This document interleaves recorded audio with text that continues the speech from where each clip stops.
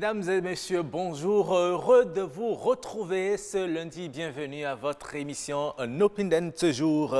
Engager un répétiteur à son enfant répond à un besoin de le soutenir et de le renforcer dans ses apprentissages scolaires.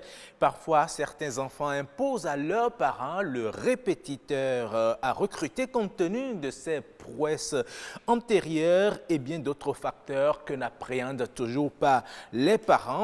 Mais il se fait que certains répétiteurs accueillis dans les maisons comme des éducateurs se transforment en de véritables loups dans la bergerie. Ce sont eux qui sont auteurs d'agressions sexuelles sur les apprenants mineurs. Ce sont eux qui jouent parfois aux éclaireurs des cambrioleurs. Eh bien, dites-nous, mesdames et messieurs, comment peut-on éviter ces déviances afin que le répétiteur ne serve qu'à ce pourquoi il a été sollicité? Voilà la question dont nous allons débattre dans cette émission. Mais d'abord, admirer ces merveilles, les attraits touristiques de Grand Popo.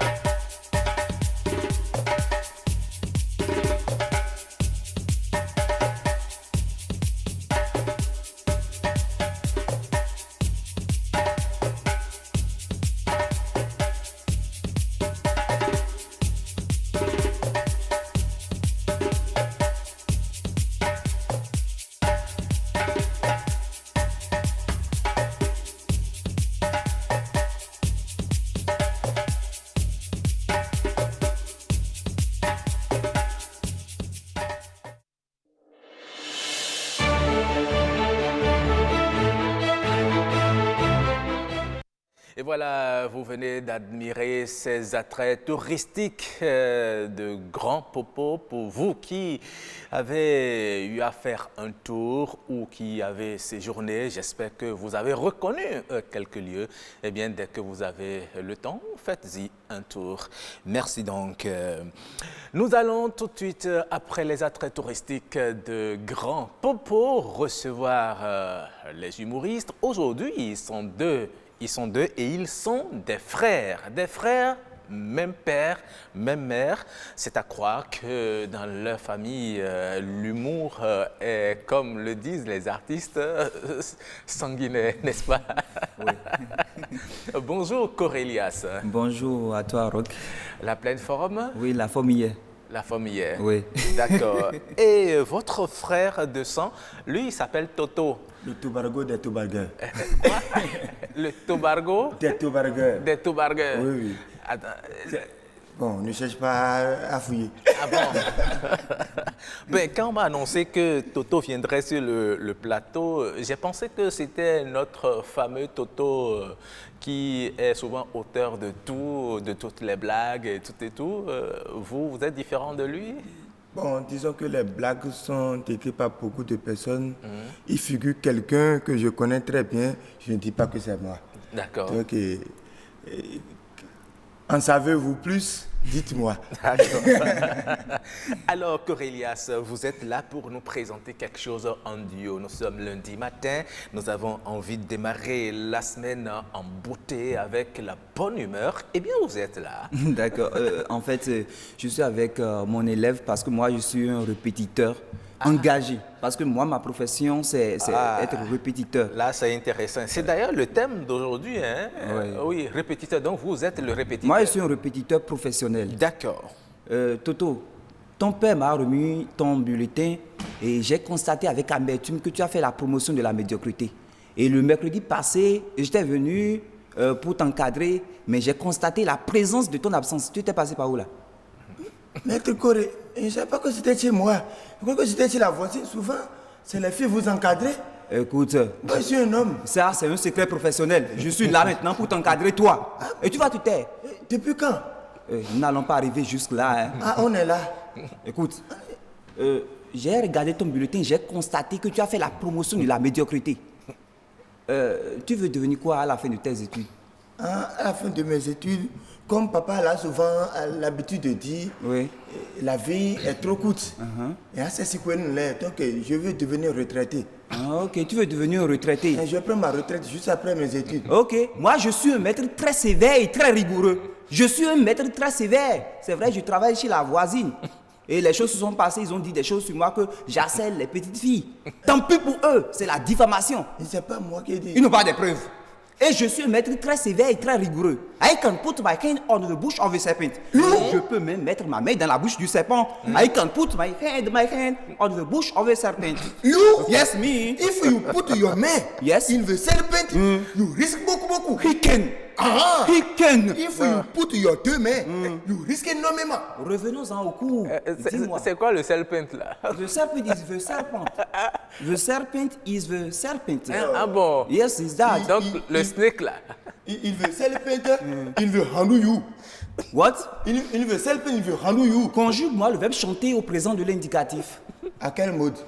J'ai dit le présent de l'indicatif. Oui, mais à quel mode?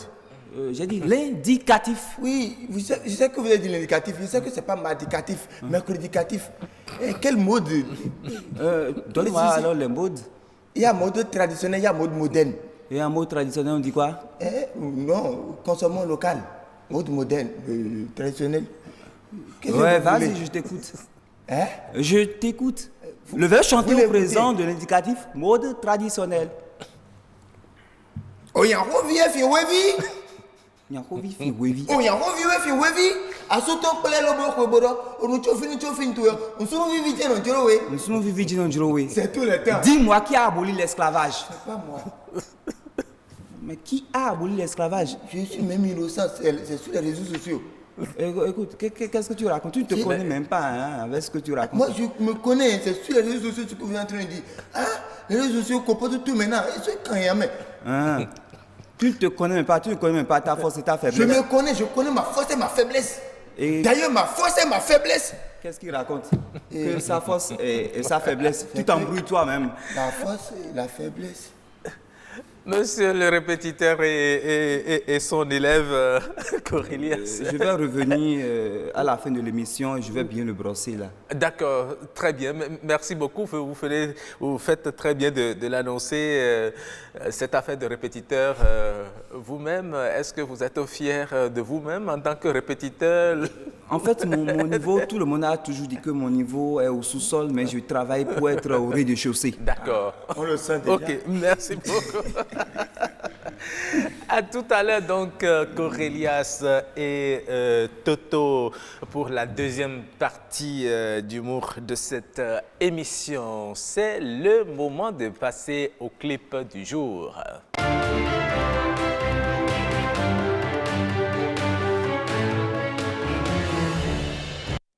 Le clip que nous allons découvrir et savourer aujourd'hui, qui va certainement plaire aussi aux humoristes, parle de Sodabi. Sodabi, vous connaissez, c'est la boisson, c'est le vin de pâle, le soto. Voilà, on me souffle que c'est le soto mayor. Oui, il y a un artiste qui a chanté pour le Sodabi, c'est Ricos Campos. C'est tout nouveau, ce clip. Je vais vous inviter à le découvrir. Oui, il demande de consommer avec modération le Sodabi. Écoutons donc.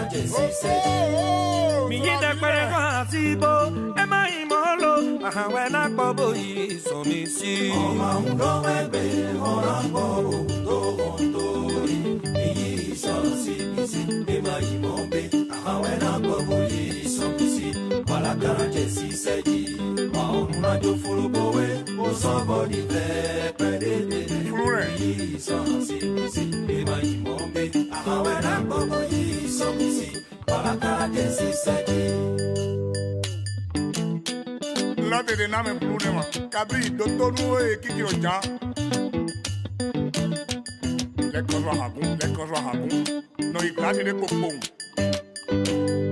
Ime kwano no sora bima, yelo suno black pete, kai mino yalondo, du pays mino yalondo, akwevi mino yalo, amotre tinu bino no, tono yo.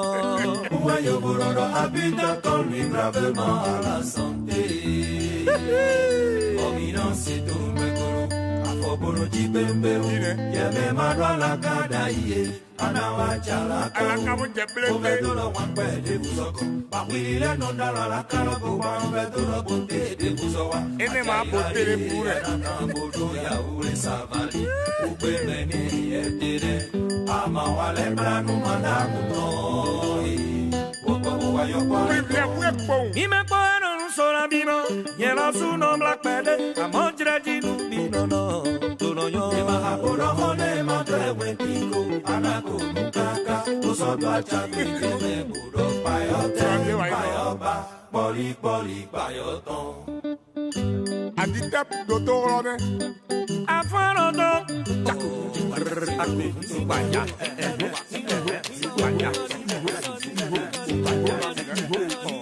Subola kete payoko.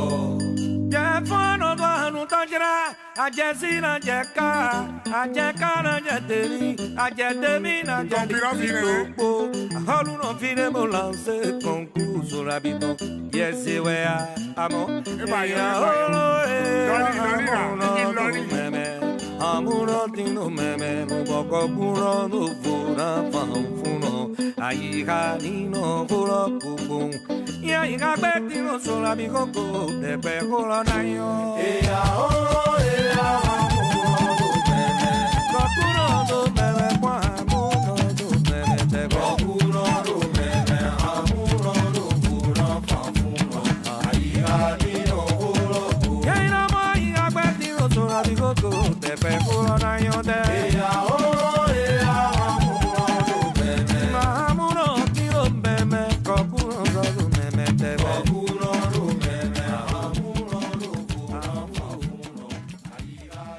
Voilà, c'était Ricos Campos dans Sodabi Payor. J'espère que vous avez aimé, que vous avez esquissé quelques pas de danse ce matin. Eh bien, comme il le dit, il faut toujours consommer avec modération cette boisson pour ne pas s'enivrer, justement. Et voilà, nous allons à présent, juste après cette virgule, installer le plateau du débat.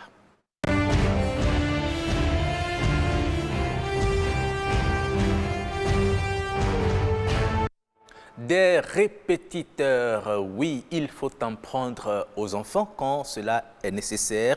Mais quand ces répétiteurs se transforment en de véritables bourreaux des enfants, que faut-il faire? Comment le savoir, eh bien, nous allons en parler avec des stations. Madame Viviane Awassi-Tossou, bonjour. Bonjour, monsieur Akoinou. Vous êtes professeur d'espagnol. Oui. Merci d'avoir accepté notre invitation. En face de vous, il s'appelle Kevin Aounon. Vous êtes enseignant, mais répétiteur également. Oui. Vous êtes sur ce plateau en tant que répétiteur. Oui. Vous aurez à nous dire comment cela se passe dans les maisons et nous dire ce qu'il faut faire pour que les répétiteurs ne se transforment pas en ce qu'ils ne devraient pas être dans ces maisons. Exactement. Alors, Madame Awassi-Tossou, un répétiteur, qui est-il? Merci, monsieur Akoinou. Bonjour, chers téléspectateurs. Un répétiteur, comme le dit son nom, oui.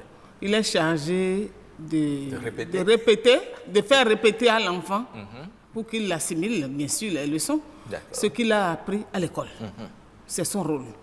C'est pourquoi aujourd'hui, on ne prend plus n'importe quel répétiteur parce que l'approche par compétence étant ce qu'elle est, il faut des gens avertis qui connaissent le programme. Sinon, on risque encore de s'embourber dans des dérapages et ce serait exactement le contraire de ce que l'enfant a appris à l'école et c'est du cafouillage. D'accord. Donc, alors, c'est faire répéter à l'enfant pour qu'il puisse bien assimiler les leçons qu'il a apprises à l'école. Donc, à vous suivre, c'est à croire que le répétiteur doit avoir certaines qualités. Il doit forcément être un enseignant. C'est plus comme avant où les grands frères peuvent venir en aide aux jeunes frères, aux jeunes sœurs pour les aider. Aujourd'hui, le répétiteur doit avoir une formation. Le répétiteur doit forcément avoir une formation et connaître le programme. C'est important. Il y a des gens maintenant qui sont des enseignants qui ne peuvent pas encadrer leurs propres enfants parce qu'ils ne connaissent pas les réalités de l'approche par compétence. Donc il y a en dehors des leçons habituelles, des règles habituelles, il y a la méthodologie qui accompagne, forcément. Donc n'est pas répétiteur qui veut. D'accord. Alors, est-il indispensable, ce répétiteur, au renforcement de l'enfant? Bon, merci, M. Akoinou. Il faut avouer que même dans le bon vieux temps, il y avait de rares parents qui prenaient des répétiteurs. Mais aujourd'hui, c'est devenu la règle. L'enfant ne peut plus rien faire sans le répétiteur. On l'oblige à accumuler toutes les leçons. Il y a un qui a les moyens, il a pris le répétiteur dans toutes les matières, même en sport, éducation physique et sportive. Oui, il y a un espace qu'il a aménagé à la maison pour qu'il a dit, et il dit même au répétiteur, si vous venez, faites autant que vous pouvez. Et émargez seulement le nombre d'heures que vous avez eu à exécuter. Est-ce parce qu'il a les moyens ou bien parce qu'il est soucieux que l'enfant soit... On pense qu'on est soucieux, mais en réalité, on est en train de le tuer. La belle preuve, c'est que cet enfant, il n'a pas excellé en classe. Il n'a pas une bonne note en classe. Et il l'a amené chez un psychiatre parce que le résultat était si faible. Alors qu'on a investi dans toutes les matières. Et surpris, il l'amène chez le psychiatre. Le psychiatre dit, mon enfant, qu'est-ce qui se passe? Il a dit, ils veulent me tuer, monsieur le docteur. Tu ne peux même pas souffler. À peine tu rentres, ding-gong, c'est un sonnerie qui sonne. C'est mathématique qui vient, c'est anglais, c'est ceci. Je ne n'arrive même pas à manger. Arrivé à l'école, je dors. Il dort tout simplement. Et on a dû réduire avant qu'il ne puisse s'en sortir. Donc, si on ne fait pas attention, comme on le dit en fond là, on va vouloir dorloter l'enfant, mais on va le tuer. Donc, à vous suivre également, on a l'impression qu'il ne faudrait pas que les parents prennent des répétiteurs pour le simple souci que l'enfant ait un bon niveau. Il faudrait que cela soit une recommandation faite par l'un des enseignants de cet apprenant, si je vous comprends bien. À tout prix. Ce n'est pas la mode. Ce que tout le monde veut copier là, ce n'est pas la mode. Il y a, par exemple, des enfants qui s'en sont sortis sans répétiteur. Il y a un qui a commencé l'école, son papa a dit, il n'y aura pas de répétiteur. Et s'il veut s'amuser un jour, on le laisse. Mais jusqu'au baccalauréat, il m'a mentionné bien. C'est en terminale qu'il a dit, appelez-moi un professeur de sciences physiques et technologie. J'ai des questions à lui poser. On a senti le besoin, on l'a appelé pour 2 mois. Il a posé certaines questions, mais il s'en est sorti. Il y a un autre qui a dit, je ne veux pas les voir ici. Je ne veux pas les voir ici. Mais si je veux jouer, laissez-moi jouer. Je vous donnerai le bac. Et il a apporté le bac. Donc, il faut voir les besoins de l'enfant Ouais. Et il faut aussi le suivi. Avant d'engager... Attention, il ne faut pas le livrer. D'accord. On en vient. Bon, on va en venir tout à l'heure. Et là, je me tourne vers le répétiteur. Alors, Monsieur Aounou Kevin, dites-nous comment ça se passe dans les maisons. D'abord, comment êtes-vous devenu répétiteur? Est-ce le parent qui vous a contacté? Est-ce l'enfant qui vous a recommandé à son parent? Ou bien comment êtes-vous devenu répétiteur? D'abord, vous savez, Madame Awassi a dit tout à l'heure, il faut engager un répétiteur lorsque le besoin se fait sentir, lorsque l'enfant demande en fait, lorsque l'enfant dit qu'il a besoin de répétiteur. Étant donné que j'interviens dans les classes, je donne des cours dans les écoles, vous savez, tous les élèves n'ont pas la capacité d'assimiler les cours d'un seul coup. Il y en a, c'est progressivement, ils parviennent à comprendre les notions. Donc, lorsque on fait les cours, on leur fait les cours en classe et qu'ils voient qu'ils n'ont pas bien assimilé, ils peuvent dire « j'ai besoin de répétiteur ». Ils vont le dire à leurs parents. Maintenant, le parent va dire « où est-ce qu'il faut aller trouver le répétiteur ?» Mais étant donné que lui ne connaît pas assez de répétiteurs, assez de personnes qui sont compétentes dans le domaine, ils sont obligés de se tourner vers celui qui leur fait cours en classe. Donc c'est sur ce point que certains parviennent à m'engager en tant que répétiteur. Mais dans le lot, il y a également d'autres. Entre eux, ils se recommandent en fait des répétiteurs entre eux. Parce que, entre apprenants. Oui, entre apprenants. Donc c'est pas là que je parviens à être accepté. D'accord. Et lorsque vous avez été engagé comme répétiteur dans la maison, bon, vous êtes certainement, vous aidez les enfants à faire des cours de répétition dans plusieurs maisons. Oui. Comment ça se passe dans les maisons? Quand vous venez, vous restez dans la chambre. Est-ce qu'il y a une salle aménagée pour les études à la maison ou bien c'est au vu et au su de tout le monde dans la cour que vous le faites? Bon, ça dépend en fait de la maison. Vous avez, il y a des maisons où ils n'ont pas d'espace spécial aménagé pour les répétitions. Pendant ce temps, il y a d'autres qui ont d'espace uniquement aménagé pour les répétitions. Donc, lorsque le parent a un espace qui est réservé aux répétitions, là, on est obligé de rester dans cette salle-là. Là, vous savez, lorsqu'ils ont cette salle, c'est une salle uniquement salle d'études. Donc, là, on est obligé de rester dans les salles pour travailler. Mais lorsqu'ils n'ont pas de salle, on est obligé de rester à l'air libre et travailler. Donc, c'est ça. Maintenant, lorsque vous restez à l'air libre, est-ce que les conditions, vous n'êtes pas distrait si c'est par exemple dans une maison où il y a plusieurs habitants, les va-et-vient, les mouvements dans la maison, est-ce que ça ne perturbe pas l'attention de l'enfant dans ces conditions? Selon vous, vous auriez aimé par exemple que pour les cours de répétition, qu'on aménage un cadre à part pour cela ou bien il faut le faire à l'air libre et au vu et au su de tout le monde? Un cadre à part, c'est l'idéal. Parce que là, ça permet la concentration. Et comme vous l'avez dit, lorsque c'est à l'air libre, il y a de la distraction. Mais il y a des parents qui savent surveiller en fait. Lorsque l'heure de répétition sonne et que le répétiteur, l'enseignant est là, il demande aux autres de souhaiter en fait les enfants surtout. Mais le problème c'est que lorsque c'est une cour commune, lorsque c'est dans une location, là c'est un peu compliqué. C'est plus compliqué. Parce qu'on ne peut pas demander aux autres de se taire, non c'est pas comme ça. Mais si c'est dans une maison propre aux parents, là ils savent contrôler, demander aux enfants de garder le calme afin que le travail se fasse d'abord. D'accord. Alors Madame Awassi Torsou, quel est le cadre qu'il faut pour les cours de répétition, étant donné que les conditions ne sont pas réunies à la maison, quel est le minimum qu'il faut réunir pour les cours de répétition à la maison? Merci M. Akoyenou. Bon, le minimum, comme l'a dit M. Arounon, c'est que ça soit un cadre approprié. Rien que pour l'activité-là. Les enfants déjà qui sont très distraits aujourd'hui, ils ne veulent pas faire ce qu'on leur demande, c'est ce qu'on ne leur a pas demandé, que c'est de ça qu'ils veulent exceller. Donc le cadre idéal, c'est que ça soit un cadre approprié. Bon, on fait la politique de ces moyens. Comme il a dit, s'il n'y a pas d'autres moyens, on le fait à l'air libre, mais en prenant beaucoup de mesures.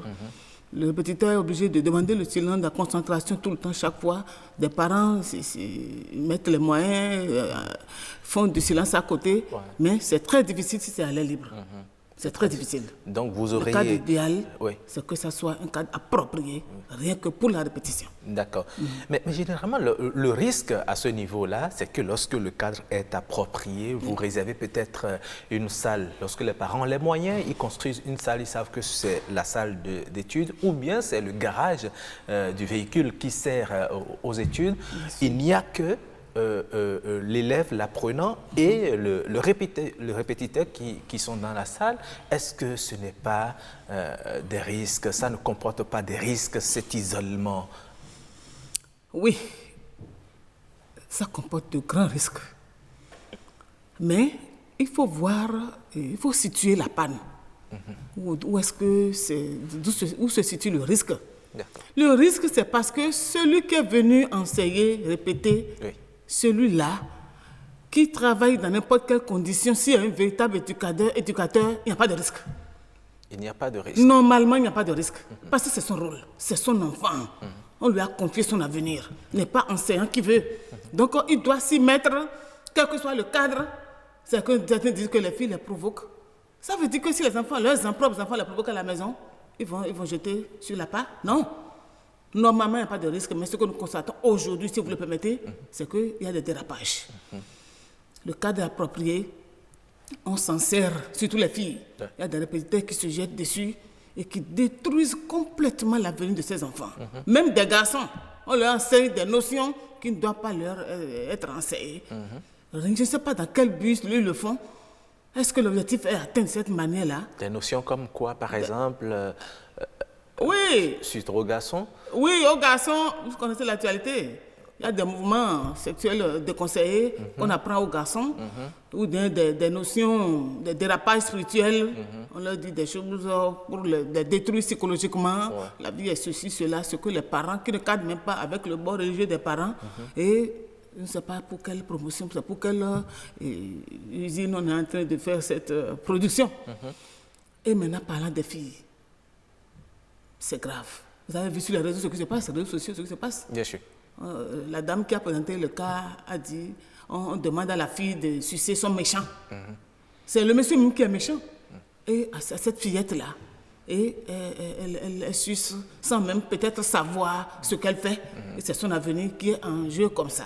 Donc il y a des dérapages. Même si c'est sur la cour, il peut y avoir des dérapages. Même si c'est sur la cour? Même si c'est sur la cour. Ah bon? Oui, il peut y avoir des dérapages. Il y a des répétiteurs aussi courageux? Oui. Il y a une fille qui s'est plainte à ses parents, a dit que le monsieur il passe il fait des gestes sur la table.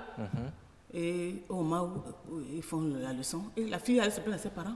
Parce qu'elle est éduquée. Si elle n'est pas éduquée, elle allait céder. D'accord. Vous avez compris? Oui. Et j'insiste sur le fait d'être un véritable enseignant. Sinon, ça détruit la corporation.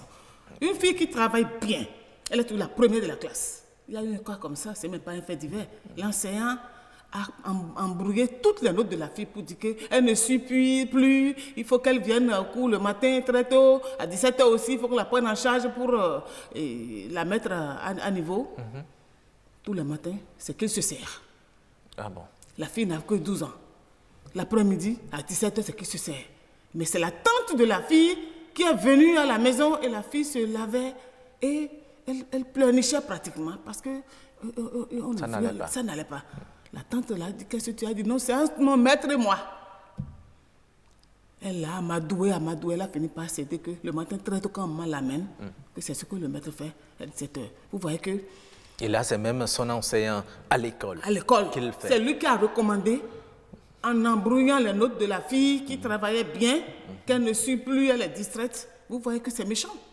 Et vous êtes payé pour ça. Ça doit nourrir même son homme. Il y a des gens qui ne vivent que de ça. Si les enfants en ont besoin, ce n'est pas un drame d'inviter un pétiteur à aider. Il y a des gens qui peuvent le faire. Mais il faut bien le faire dans la logique de sa profession.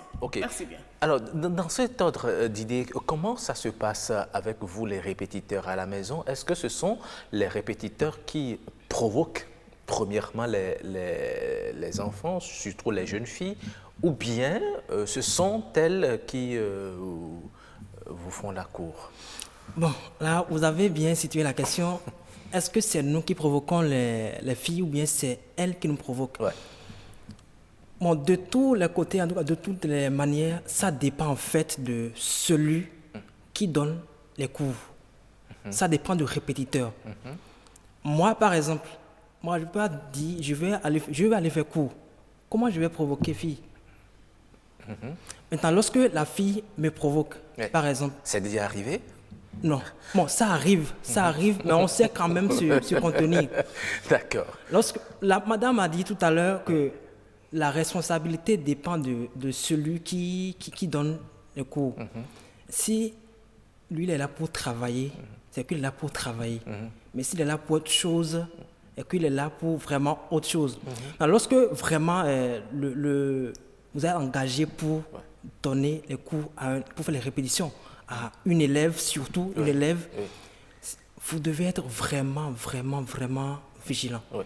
Parce que provoquer, ça c'est régulier en fait. Comment vous avez été provoqué? Quelles sont les manières qu'utilisent justement ces enfants pour provoquer les répétiteurs? Bon, les manières, Ouais. ça ne diffère pas. Ce qu'on voit dans la rue, c'est ça qu'on voit à la maison. Vous voyez, la manière C'est-à-dire, d'habiller. dites La manière concrètement d'habiller. pour que nous comprenions concrètement, elles refusent de travailler, elles vous écrivent des lettres, ou bien c'est quoi, comment ça se passe? Non, écrire des lettres, non, je n'en ai pas encore rencontré, mais surtout, c'est notamment l'habillement. L'habillement surtout. L'habillement. Oui. Vous allez voir, moi, je ne sais pas si les parents ils contrôlent vraiment, mais comment on peut être à la maison, vouloir travailler et permettre à son enfant de porter, je ne sais pas, tenue sans taille. Sans taille. Donc, il laisse les poitrines à découvert, culottes, vraiment. Oh, nous voyons un peu ce que vous décrivez là. Donc, c'est ça en fait. Donc, habillement, c'est si, comme je peux le dire ici, habillement, c'est si. Donc, tout ce qu'il faut Peut-être en que fait l'enfant le fait pour se sentir à l'aise comme elle est à la maison, elle ne veut pas tout le temps être attachée, mais vous pensez qu'elle ne devrait pas se mettre comme ça pour venir à l'étude? Oui, normalement, on ne peut pas porter un tel habit et venir à l'étude. L'étude, l'étude est dans un cadre d'éducation, un cadre professionnel. Mais lorsque on est en train de faire cours, en train de voir habillement ceci, vous voyez, ça déconcentre en fait. Ça déconcentre. Ouais. Là, c'est ça qui amène ceux qui ne sont pas vraiment destinés, ceux qui ne sont pas vraiment venus pour travailler, ça les amène à faire ce qu'ils ne devraient pas faire. À commencer à interpréter ce comportement. Est-ce que ce n'est pas un message que la fille lui envoie et puis lui aussi commence à pousser un peu pour voir si entre-temps ça va répondre ou ça va prendre du côté de la fille. Tout à fait. Même si la fille le fait de façon inconsciente, l'enseignant, lui, il est obligé d'interpréter comme il le veut, selon ce que lui, il le veut.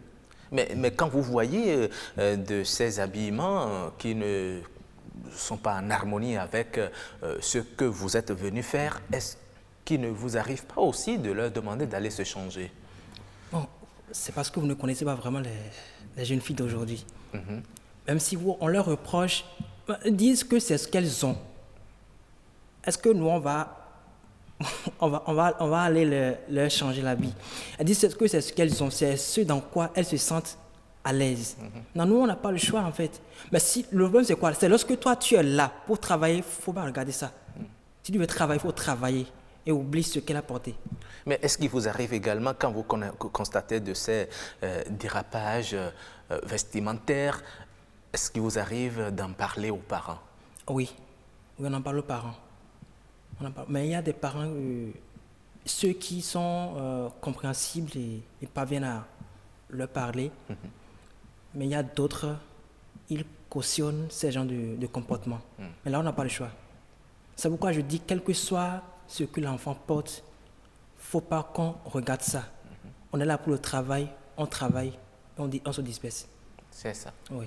Alors, lorsque il arrive que ce soit, vous l'avez dit, les enfants se recommandent des répétiteurs, est-ce que parfois, parmi ces recommandations qu'ils font à leurs parents, il n'y a déjà pas des liens antérieurs? avec ses répétiteurs. Et lorsqu'on sait que les parents aujourd'hui courent dans tous les sens pour chercher de l'argent à amener à la maison, lorsqu'on sait que le répétiteur viendra à la maison et qu'il n'y a peut-être à part la domestique que les deux, est-ce que vous ne voyez pas qu'il faut pas tout le temps accepter les répétiteurs que proposent ou que recommandent les enfants? Bon, là, vous avez raison. Laisser l'enseignant, l'élève fille surtout, uniquement, sans un surveillant, c'est un peu risqué. C'est un peu risqué. Oui, c'est vraiment un peu risqué. Parce que les parents doivent également vraiment essayer de surveiller. Éviter... surtout, ce que je veux dire, ça dépend. Ouais. Je dis, ça dépend en fait de l'enseignant. Même si les parents ne surveillent pas, tout dépend en fait de l'enseignant. En fait. Tout dépend de lui. D'accord, très bien. Tout dépend de lui. Alors, nous allons voir un peu ce que les téléspectateurs, les citoyens rencontrés dans la ville de Cotonou pensent de cette affaire des répétiteurs qui deviennent des loups dans les maisons. Qu'est-ce qu'ils pensent? Eh bien, nous les écoutons. Ça dépend de ce que les élèves ou les étudiants, ce qu'ils veulent, quoi. S'ils sont conscients, donc là, ça peut aller, quoi. Tu ne peux pas porter des trucs menus, ou bien tu vas porter des sentailles, des soutiens-gorge pour étudier avec un professeur qui a déjà l'âge mature. Donc c'est ça qui provoque les professeurs à les draguer ou soit à les violer. C'est ça qui donne l'envie aux professeurs. Je leur conseille de porter quelque chose qui peut couvrir leur corps. Parce que tout se passe dans la tête. Donc si tu ne vois pas la chose, ça ne peut pas t'exciter.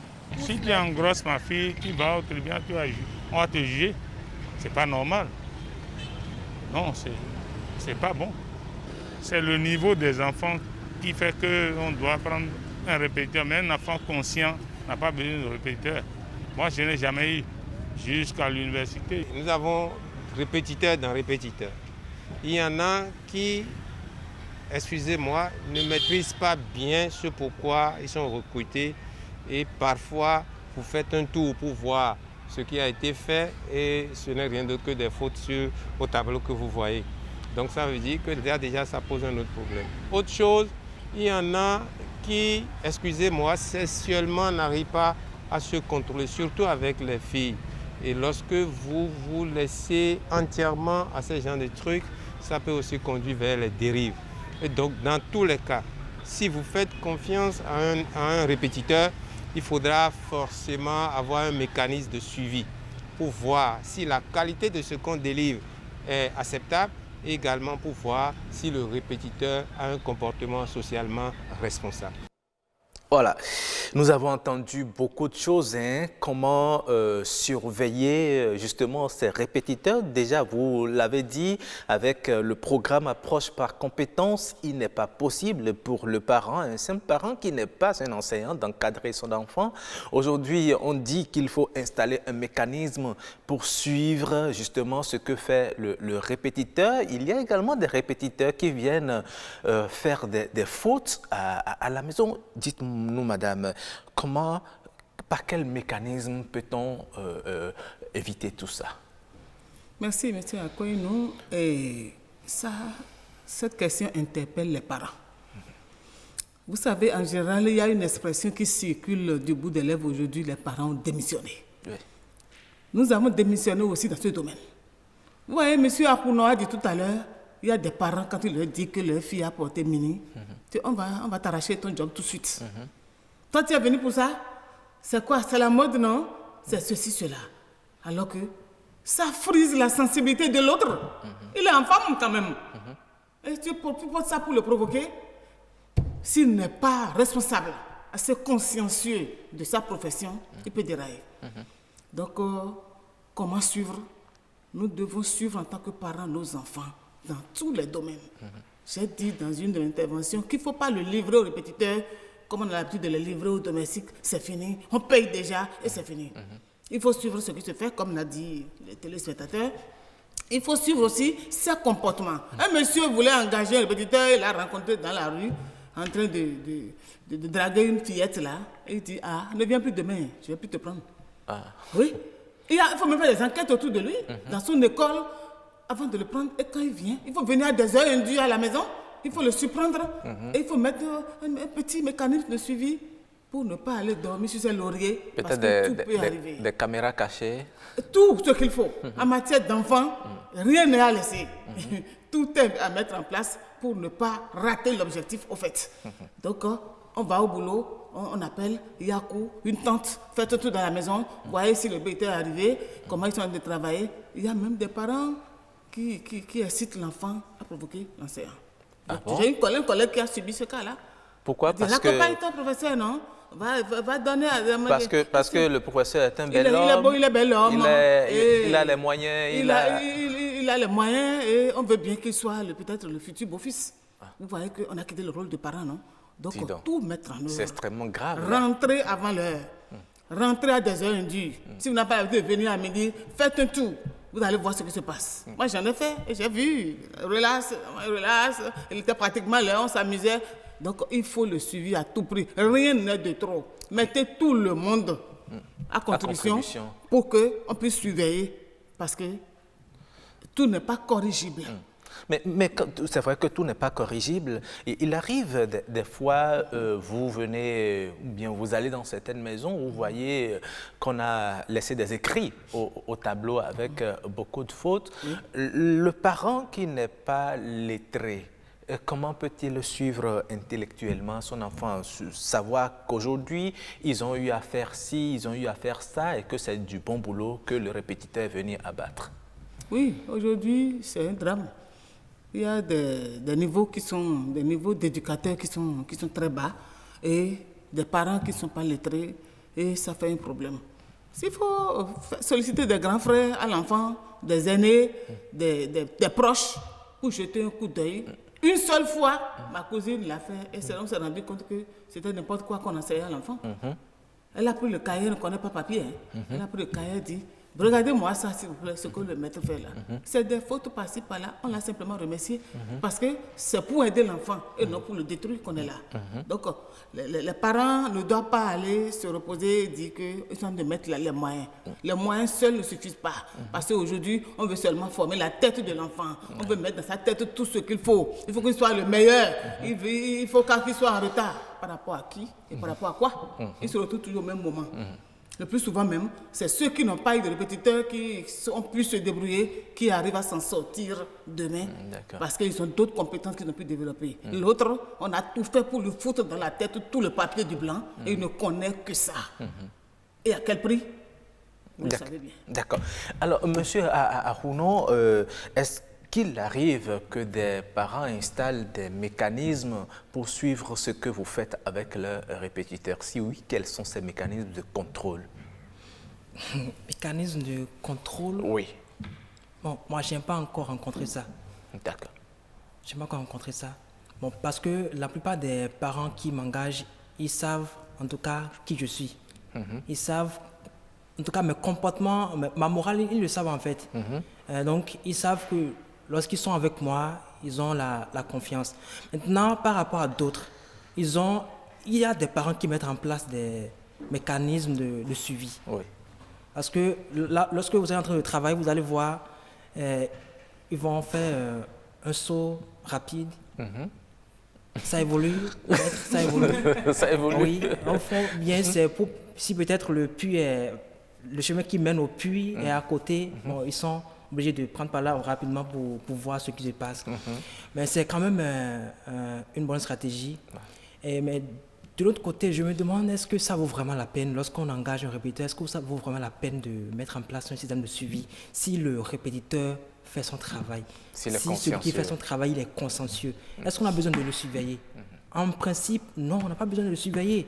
Lorsqu'on te confie l'enfant, on va dormir on va se coucher sur ses lauriers. On sait qu'il est là pour travailler, il va faire son travail comme il se doit, avec confiance. Il n'y a rien à se reprocher en fait. Et par rapport aux fautes, ça c'est vraiment un problème, un grand problème qu'on rencontre aujourd'hui. Un enseignant qui fait son travail, on voit c'est assez de fautes au tableau. Vraiment, c'est pas la peine. Parfois, ce sont les enfants aussi qui corrigent leurs professeurs et qui vont parfois dire à leur papa ou à leur maman, franchement, le répétiteur là, moi, je ne veux plus de lui. Hein. Vous venez aussi, vous constatez, c'est un français approximatif avec tellement de fautes. Moi, vraiment, non, ça c'est... Bon, ça... Si vous faites bien vos enquêtes, vous allez constater que ceux qui commettent ces genres de fautes, que ce soit côté sexuel, côté faute, vous allez voir, ce ne sont pas des gens qui sont vraiment dans le métier. C'est des gens qui se débrouillent. C'est ce que vous allez constater.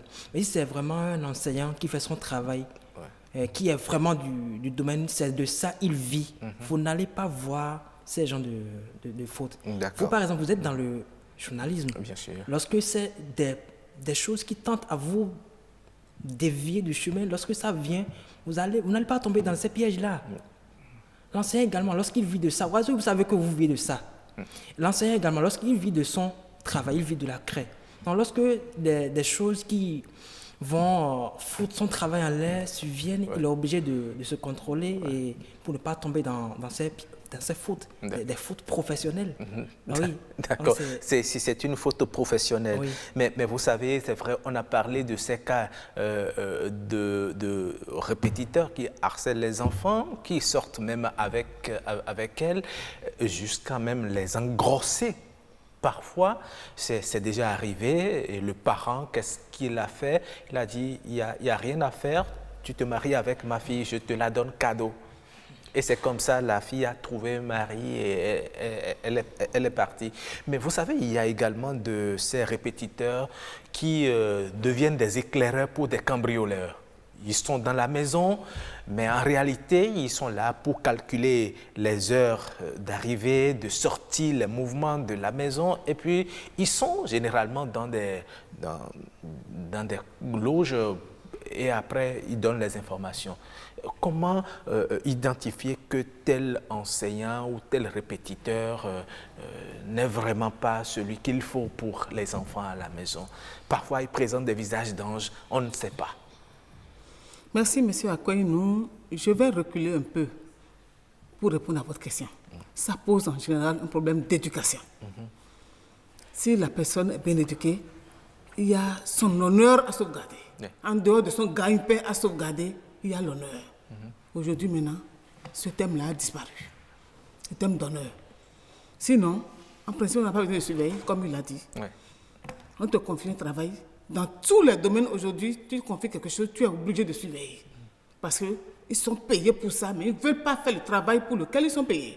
Donc ça pose un problème d'éducation. Parfois, vous les voyez, ils sont sur le téléphone. Oui, éduquons nos enfants pour qu'ils puissent sauvegarder d'abord l'honneur de leur famille, leur propre honneur et l'honneur de la nation.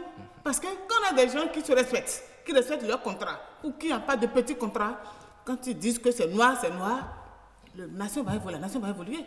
Donc ça pose un problème d'éducation. Deuxièmement, on n'est pas l'éducateur qui veut. Si vous ne pouvez pas discipliner un peu, excusez-moi le thème, votre libido, et on va tirer sur tout ce qui bouge, c'est dangereux. Ça veut dire que s'il y a un parent qui est avec nous, une fille, une nièce, une belle nièce, on va tirer dessus, tirer sur la domestique, tirer sur son propre enfant. Parce qu'il s'agit de pouvoir maîtriser ses nerfs. Ce n'est pas la sensibilité qui manque. La personne est en bas, non, quand même. Ça va friser votre sensibilité, des choses vont vous inciter, mais le premier organe sexuel, c'est la tête. C'est ça. Un monsieur nous a dit que ça ne passe pas dans la tête là. Elle peut être même la plus belle de la planète. Ça ne bouge pas. Ouais. Ça ne bouge pas chez lui. Ça, c'est vrai. Il faut qu'on puisse se maîtriser. Parce que celui qui maîtrise son corps maîtrise le monde. C'est très important. L'éducation, se maîtriser, penser à son honneur et qu'on puisse bien vivre et mériter le salaire qu'on prend dans tous les domaines. Même si vous balayez quelque part, il faut bien balayer pour mériter le salaire. Sinon, la nature est comme ça. Et quant à ceux qui sont des cambrioleurs, des voleurs et autres? Non, c'est grave. Qui sont des tuyaux, des échelles pour les maisons, qui amènent, c'est dangereux. Parce que ça fait une trahison. De haut niveau, vous n'êtes pas venu pour ça. On a eu confiance en vous. Donc, actuellement, avec le problème d'éducation que nous avons, faisons nos enquêtes avant d'introduire n'importe qui dans nos maisons. Il n'y a pas de honte à cela. C'est l'actualité. Absolument. Ouais. Très bien. Nous allons passer à la lecture de quelques messages que nous ont envoyés les internautes. Nous avons un message de Fifame Galono qui dit, concernant le sujet, « Je pense que les cours de répétition devraient se dérouler au vu et au su de tous, ou tout au moins dans un lieu pas trop éloigné. Les salles d'études ne sont pas, les salles d'études ne sont pas très convenables car on ne peut totalement se fier aux répétiteurs et parfois, en l'absence des parents, on a l'impression que ce sont les enfants qui dirigent les séances. Ce sont les enfants qui dirigent les séances. Il ne s'agit pas d'être tout le temps présent lorsque le répétiteur est là, mais de faire suivre les séances dans un environnement pas trop isolé. Personnellement, toutes les fois que j'ai eu un répétiteur, on travaillait sur la terrasse et quand mon père était à la maison, il était là et observait ma tenue et celle du professeur pendant les séances. Il appréciait également l'ambiance et mettait des barrières quand il sentait qu'il le fallait. Les répétiteurs entraient très rarement. Ils ne dépassent pas la véranda. De plus, l'éducation donnée aux enfants pourrait les aider à signaler automatiquement un professeur dont le comportement sort du cadre du travail ou tend vers de mauvaises pratiques. C'est ce que je pense. Il y a Diane Zodéogan qui dit « Prendre un répétiteur de nos jours s'avère indispensable, surtout pour les parents qui sont souvent occupés par le quotidien. Le défi à relever, c'est le suivi aussi bien des cours donnés par ceux-ci et surtout le type de relation qu'ils entretiennent avec les apprenants, nos enfants. Pour y parvenir, il faut avoir un sens de l'observation et arriver à dégager un peu de notre temps, surtout lors des séances. Il n'y a pas de risque zéro. Les relations humaines peuvent réserver assez de surprises. Un monsieur peut être correct aujourd'hui et changer du jour au lendemain. Il va falloir redoubler de vigilance et communiquer de façon sereine avec ses enfants, s'enquérir de tout ce qui se passe et comment les cours sont donnés. Il y a également Maître Simplice Dako qui dit ceci, il faut signaler aussi la difficulté de trouver des professeurs de sexe féminin en mathématiques et en PCT. Sinon, les parents en prendraient pour leurs enfants. Il y a aussi qu'il faut craindre que madame, le professeur, ne devienne concubine du père de l'apprenant. Mes excuses si c'est déplacé mon intermède. Voilà. Et il y a madame Andrea Bachiomba qui dit ceci. En fait, quel que soit le répétiteur ou l'apprenant, chacun d'eux a besoin d'un suivi car la confiance n'exclut pas le contrôle.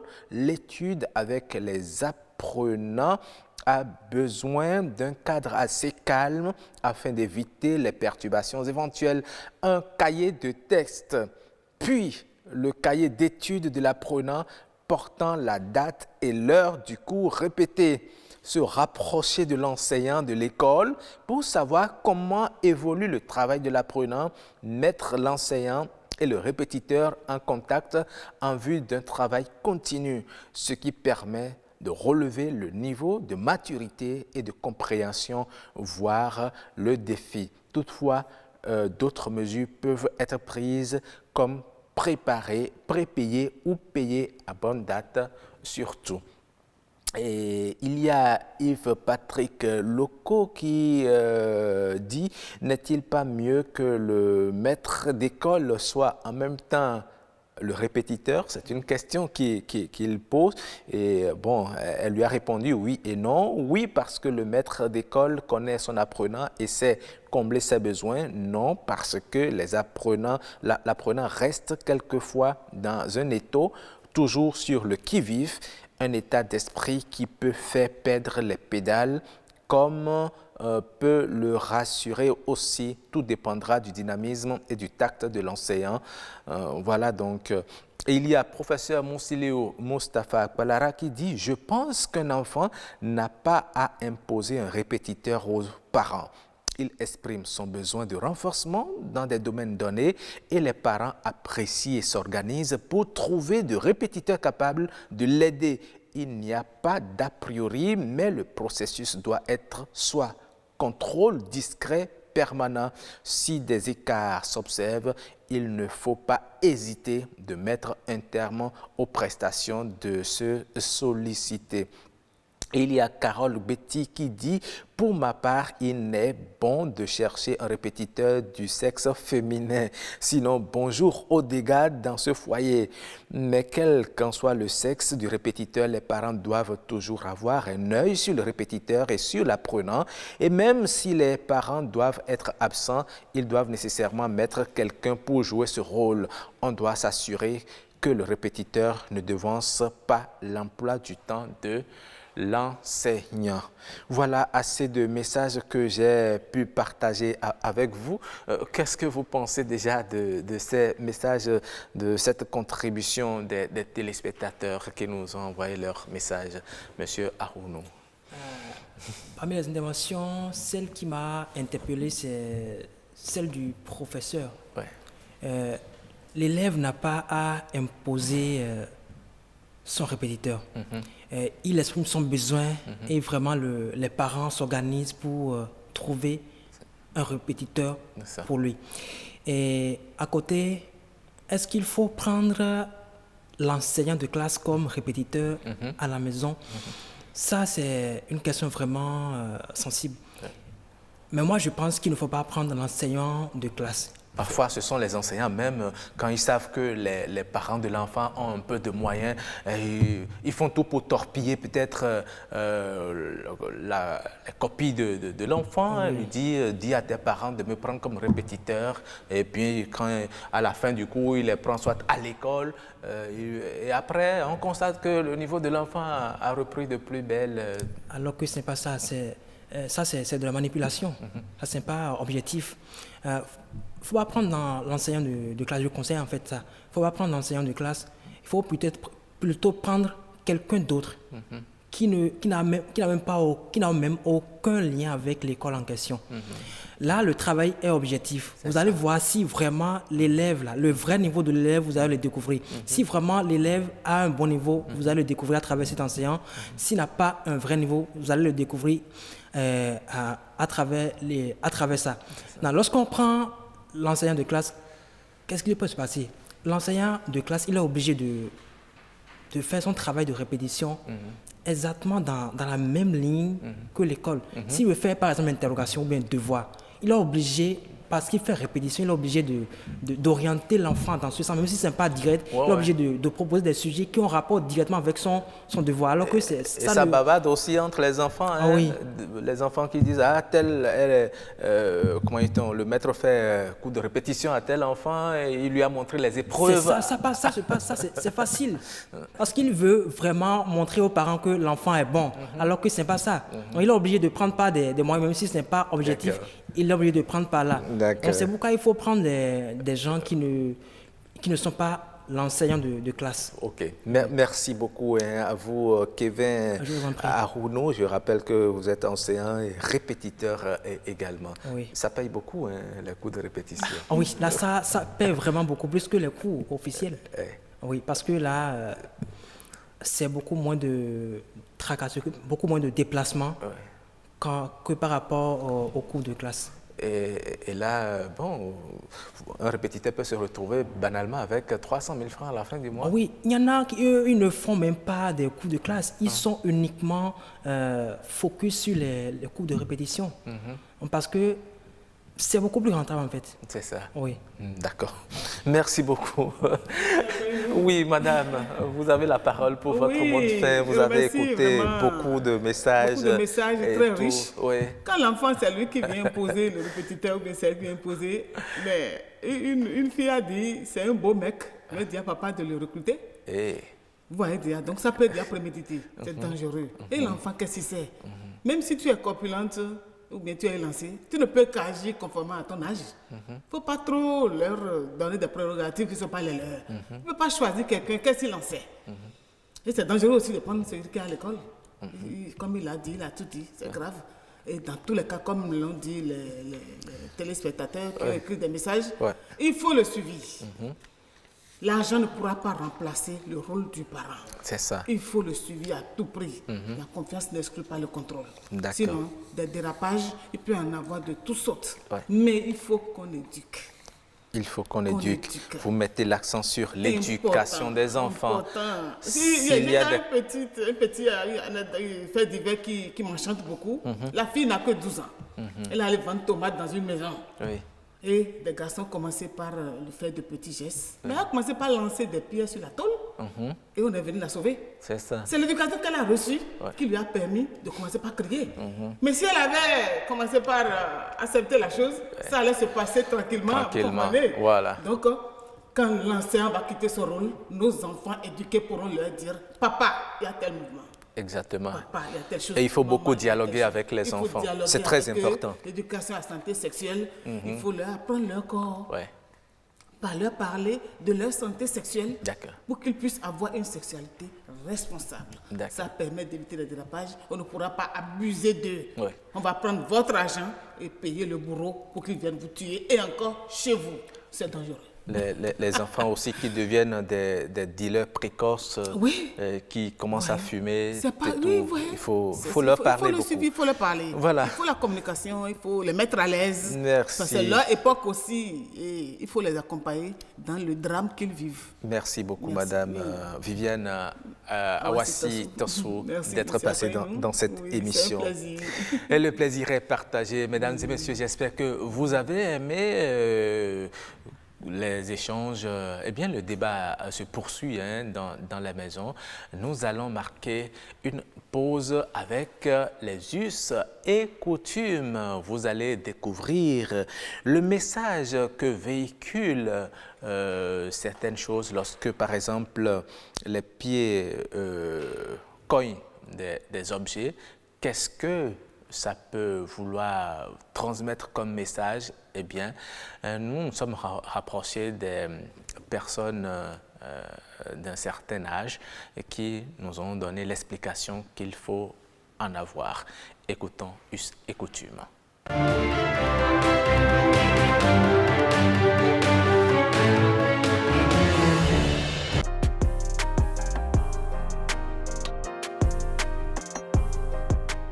Est-ce que tes pieds n'ont pas des yeux?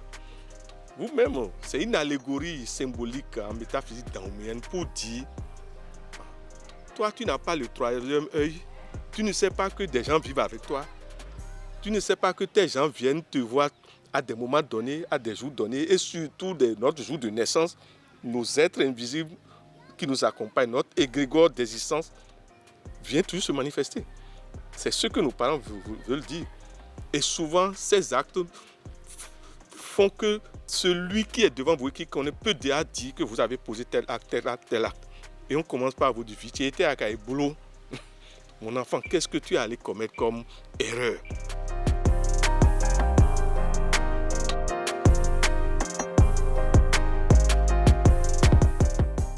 C'est d'abord de voir un expert, un spécialiste, dans l'aura comme dans la métaphysique, comme les grands visionnaires, pour vous identifier de quel royaume cette participation vient et de lui poser la question, que veux-tu?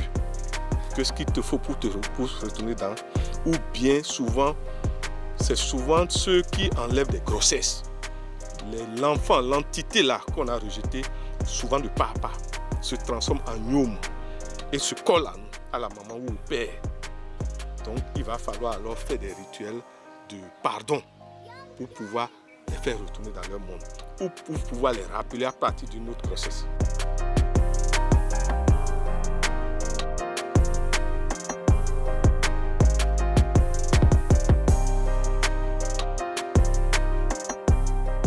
Ce sont des réalités, mais comme celui qui vit n'a pas le troisième œil développé, il ne s'en rend pas compte.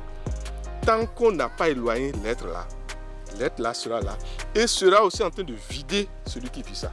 c'est-à-dire en train de viser son potentiel de chance. Et pratiquement ceux qui vivent ces situations connaissent souvent des situations de crise matérielle. C'est-à-dire ils peuvent être riches et redevenir totalement pauvres si on n'identifie pas vite ces êtres-là et les renvoyer dans leur monde.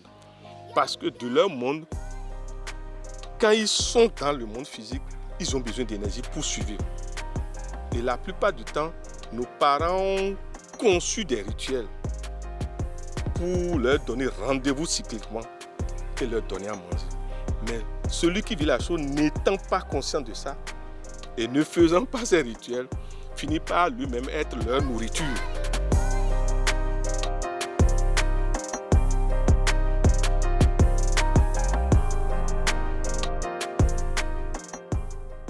Qu'on enseigne les parents d'abord. Parce qu'aujourd'hui, ce sont les parents qui sont ignorants. Qu'ils m'excusent. Parce que le jeune qui prend repère comme père, comme mère, or la mère est dans l'obscurité. L'enfant ne va rien que dans l'obscurité. Voilà donc comment faut-il décoder le message lorsque l'on cogne son pied régulièrement contre des objets. Ça peut vouloir dire beaucoup de choses et vous avez eu ces explications. Comment arriver à les décoder également? Vous les avez également eu dans cette intervention de Amoussa Rahimi. Nous allons à présent passer à l'instant éco et aujourd'hui nous allons parler de la tomate. Oui, la tomate qui serait aujourd'hui très chère dans les marchés. La tomate, il faut dire, mesdames et messieurs, que c'est l'une des plus importantes cultures maraîchères au niveau mondial. Au Bénin, elle est cultivée de diverses manières sur toute l'étendue du territoire national.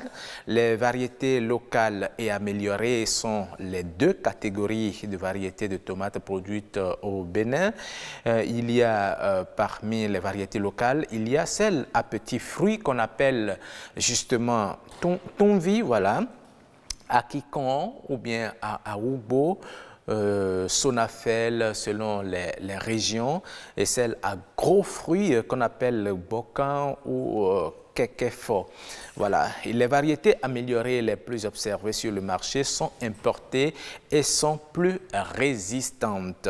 En 2017, au Bénin, la production totale de la tomate a été de 321 644 tonnes pour une superficie emblavée estimée à 40 430 hectares. Malheureusement, le niveau de rendement demeure bas, 8 tonnes à l'hectare. La tomate se produit en toute saison culturelle au Bénin pendant la grande saison pluvieuse de juin à octobre au nord et d'avril à juillet au sud du Bénin. Elle se produit également en petite saison pluvieuse de septembre à novembre au sud Bénin. Cependant, les producteurs se plaignent de cette dépendance vis-à-vis du climat, surtout en saison sèche. La tomate a un cycle de 3 mois. Sa production au Bénin est caractérisée par une courte période de surproduction et une longue période de pénurie, au cours de laquelle le marché est plus occupé par les variétés étrangères. Cependant, le hic est que dès que les variétés nationales font leur retour, les consommateurs s'en réjouissent pendant que les producteurs se font du souci. Les tomates viennent d'Adja, de Wegbo, de Boyukon, de Sekou, de Kpomassé pour inonder le marché. Ce qui fait que le panier qui est vendu aujourd'hui à 8 000 francs CFA au début janvier, selon notre source, coûte même 500 francs quelques mois après, alors qu'il faut payer le transport, les ouvriers. Et parfois, il arrive que les producteurs ne trouvent pas de preneurs et laissent pourrir les tomates dans les champs, un peu comme vous le voyez répartis dans ces paniers. Les chercheurs pensent qu'il faut créer et équiper les usines de transformation dans les grandes zones de production de tomates pour transformer les fruits en période d'abondance. Pour gérer les pertes post-récolte, il faudra que tous les acteurs travaillent pour maximiser la production afin de rendre fonctionnelles les nouvelles usines qui seront créées. Ils pensent aussi, ces chercheurs, qu'il faut réorganiser la filière tomate à l'instar de la filière coton pour espérer une porte de sortie. Si la tomate burkinabé nous envahit, estime-t-il, c'est parce que la filière est organisée chez eux. Il y a eu des aménagements agricoles, des subventions et la tomate arrive en caisse. Le Bénin peut également produire en quantité industrielle et bien sûr la tomate. Vous pouvez aussi les conserver comme vous le voyez dans ces bouteilles. Voilà, merci donc à l'équipe technique qui nous accompagne. Entre-temps, notre spécialiste du prénom africain nous a rejoint. Nous allons le découvrir juste après cette virgule.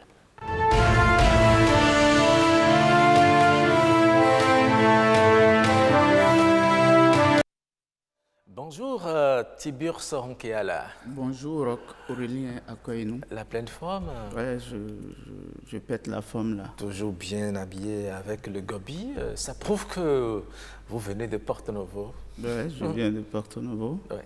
Je viens de Tenago. Ouais. C'est une grande dynastie de Porto Novo. On nous appelle les Ainovi. Les Ainovi, oui. D'accord. Très bien. Merci. Alors, vous êtes là, vous êtes revenu. La fois dernière, nous avons eu du plaisir à vous écouter parler des prénoms de l'ère culturelle Adjatado et de la communauté Goum. Tout à fait. Et vous êtes revenu aujourd'hui parce qu'il y a beaucoup de prénoms. Oui. Des prénoms. Nous avons envie que vous nous aidiez à découvrir encore un prénom aujourd'hui. Durant toute cette semaine, nous serons avec vous. Oui. On commence déjà. Quel est le prénom dont vous voulez nous parler aujourd'hui déjà? Aujourd'hui, nous avons choisi le prénom Dona. Dona. Dona. Dona. Dona. C'est le prénom Dona. Un prénom Dona. Oui. On appelle ça veut dire Dona. D-N-O-A. Oui. Dona, c'est une bénédiction divine. Ah, d'accord. C'est une bénédiction divine. Ça peut être une richesse, ça peut être la santé, ça peut être, l'enfant même peut être donnant. Ok. Une bénédiction de Dieu. Ok. Donc, c'est un prénom qui est donné aux enfants de sexe masculin que féminin. Donc, c'est un prénom, je pensais que c'était un substitut du prénom Donatien. Quand on entend les gens appeler Dona, on pense que c'est bon, on a abrégé Donatien, on dit Dona. Non, Dona là c'est un diminutif au fait, sinon on dit Dona Maouton, Dona Clounoton, Dona Djiouéouéton, ça dépend. On peut être Dona de Roc. Ah, une bénédiction que Dieu a donnée à Roc. Donc c'est un diminutif au fait. Okay. Sinon, c'est encore plus loin que ça. Pas un diminutif de Donatien? Non, ça n'a rien à voir avec Donatien.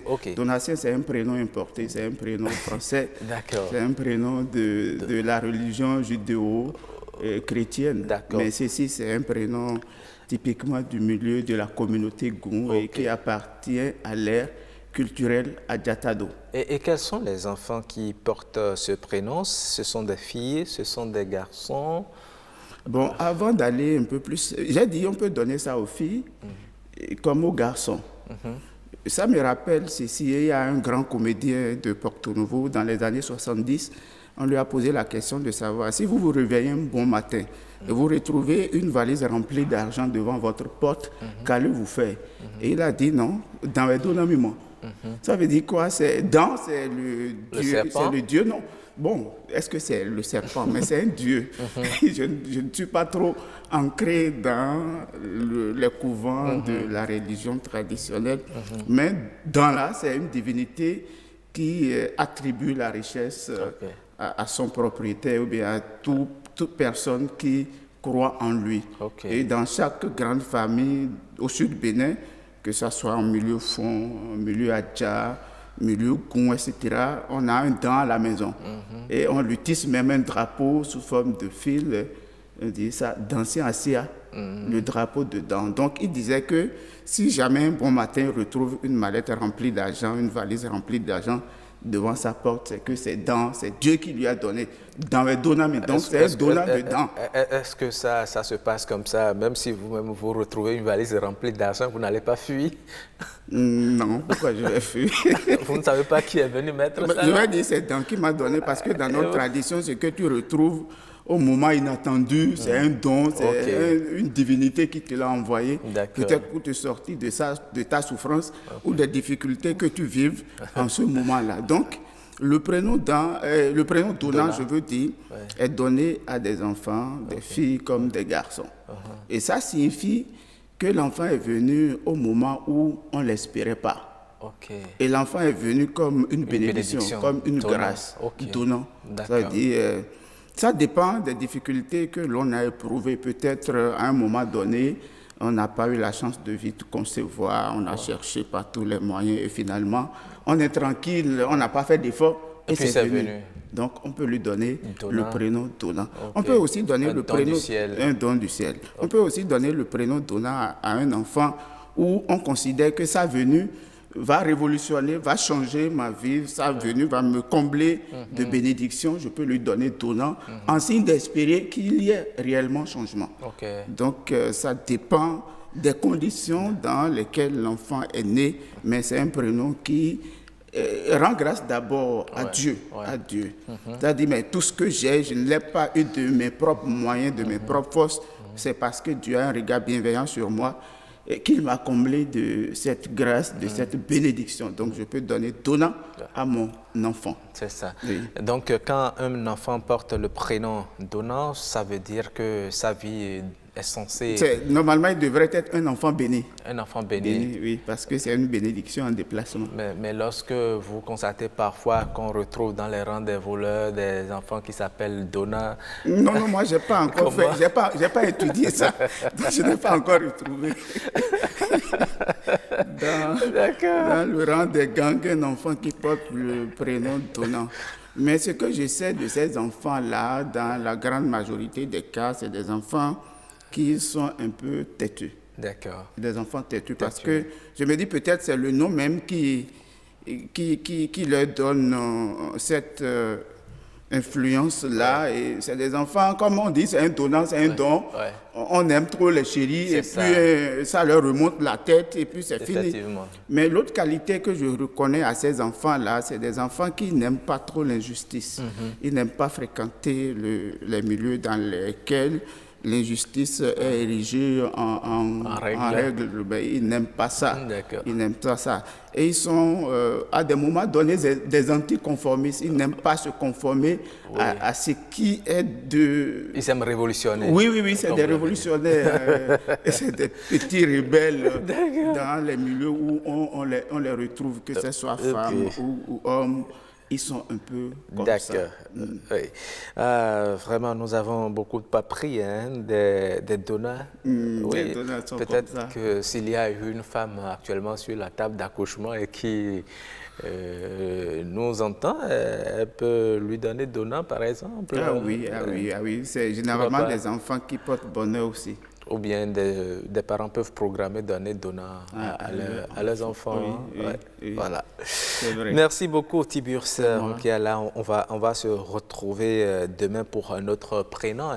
Mais avant de vous laisser partir, vous connaissez la règle. La règle ici. Oui, vous allez rester avec nous. Nous allons voir ensemble l'image de la capture. Oui, la capture juste après ça.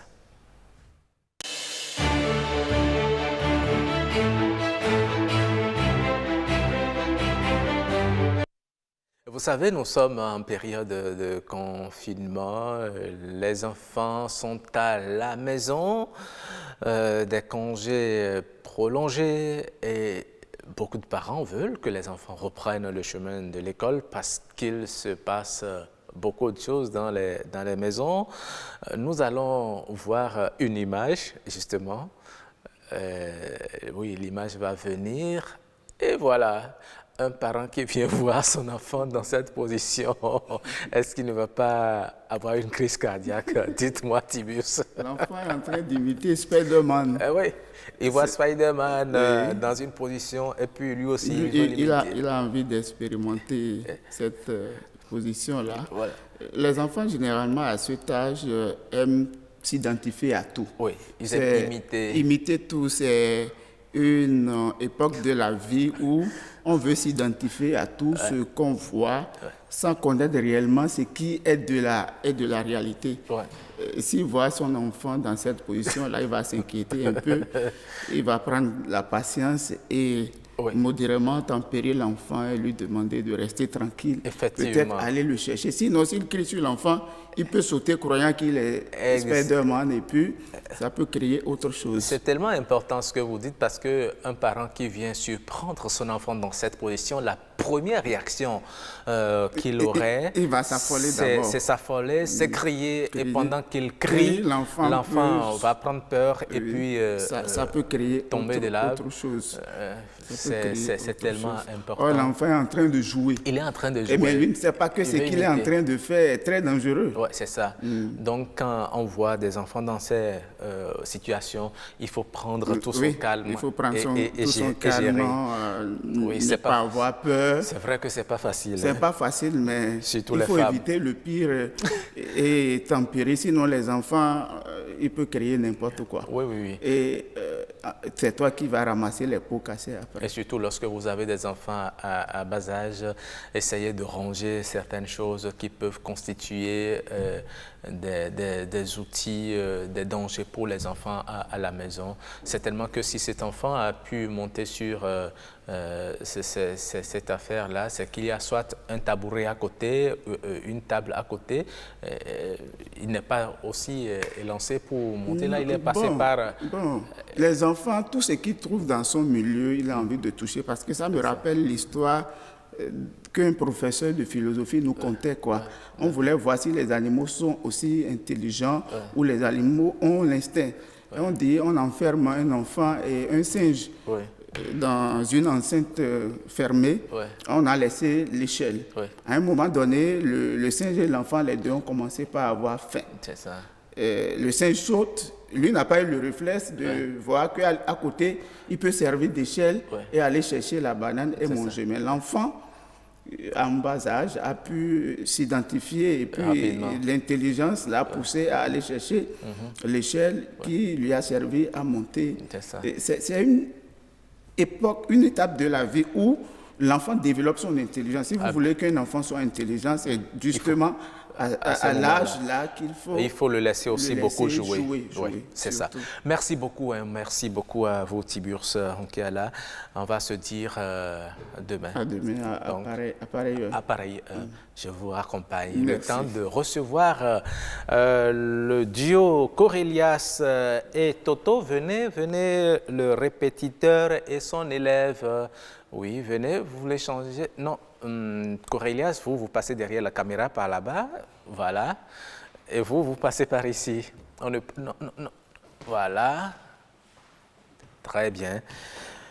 Et oui, ils sont de retour sur le plateau. Corelias, vous avez réservé un deuxième passage humoristique à nos téléspectateurs. Oui, est-ce que entre-temps, le répétiteur et l'apprenant se sont compris? Parce qu'à un moment donné, l'apprenant a commencé à dénoncer des choses. Oui, et il n'avait pas de preuves. C'est vrai, ça se montre déjà sur les réseaux sociaux que j'ai eu des histoires avec mes apprenantes, mais il n'a pas de preuves. D'accord. Bon, on va saisir la Cour constitutionnelle pour voir si c'est anticonstitutionnel ou pas. D'accord. Mais auparavant, j'ai continué par poser quelques petites questions à Toto, mais il ne me satisfait pas toujours. Vous apprenez quelle langue, Toto, à l'école? Quelles sont les langues que vous apprenez à l'école? Dans mon école, dans votre école? Moi, j'enseigne dans une école respectable, respectée. Hein? Sinon, si c'est chez moi, on enseigne le français. C'est normal. Et l'espagnol, la langue chinoise Et la langue Adja. Adjabé. Là, mais c'est bien. On fait aussi Adjabé. D'accord. Là, je vais te donner une phrase, tu vas me faire la translation dans ces quelques langues. On peut y aller. Je te donne une phrase, tu vas me faire la translation dans ces quelques langues. Ah bon? Bon, pas bon. Je te donne la phrase. Voici la phrase. La fillette a été renversée par un camion. Où? Non, elle a été renversée par un camion. Oui, mais où? Où est-ce que ça s'est passé? Mais c'est une phrase, c'est dans mon imagination que ça s'est passé là. Oh, maître, vous êtes méchant. Dans votre imagination, la fillette est morte. Écoute, donne-moi cette phrase-là en langue espagnole.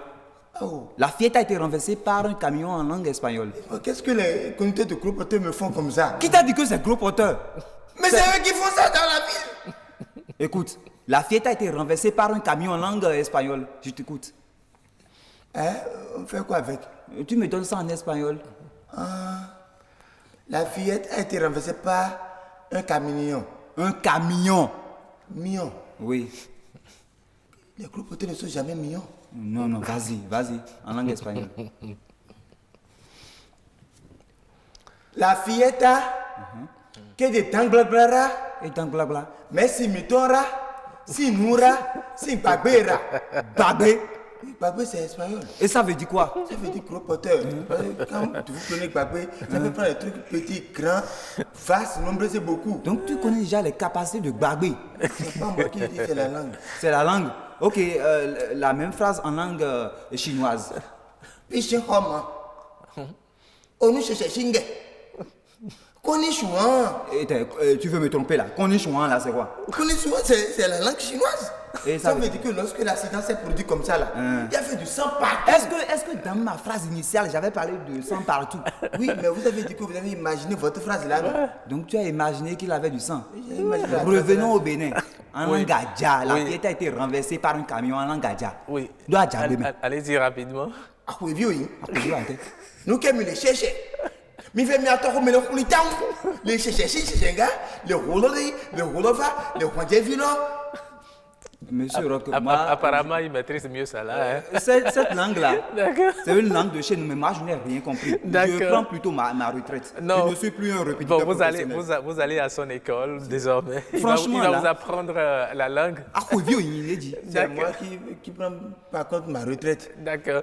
Merci beaucoup, Corelias et Toto, son frère de sang, frère, même père, même mère. La comédie, c'est votre affaire de famille. On a constaté. Vous restez avec moi. Nous allons clôturer cette émission en beauté avec le clip du jour. Et nous écoutions déjà Ricos Campos dans Sodabi Payor. Nous allons encore écouter un petit extrait avant de nous dire au revoir.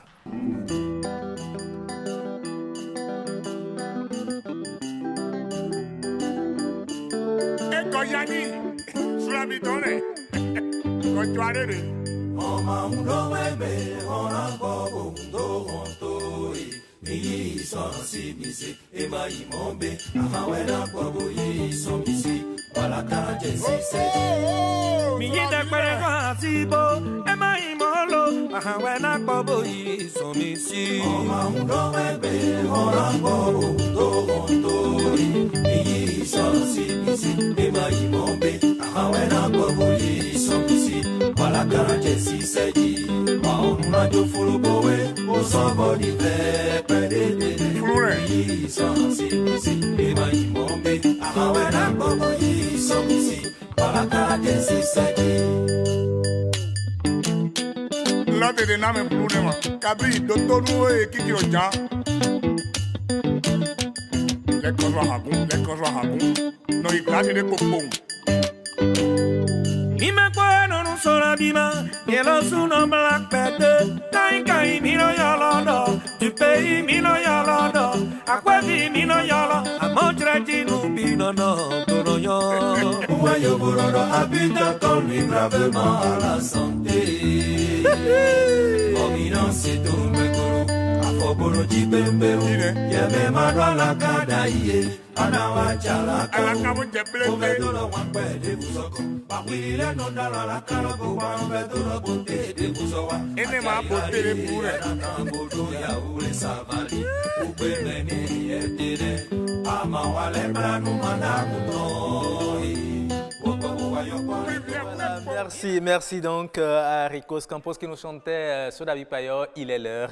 Nous allons mettre un terme à cette émission. Merci de l'avoir suivi. On se donne rendez-vous demain à partir de 6h30 avec la bonne humeur. Au revoir et très bonne journée à vous.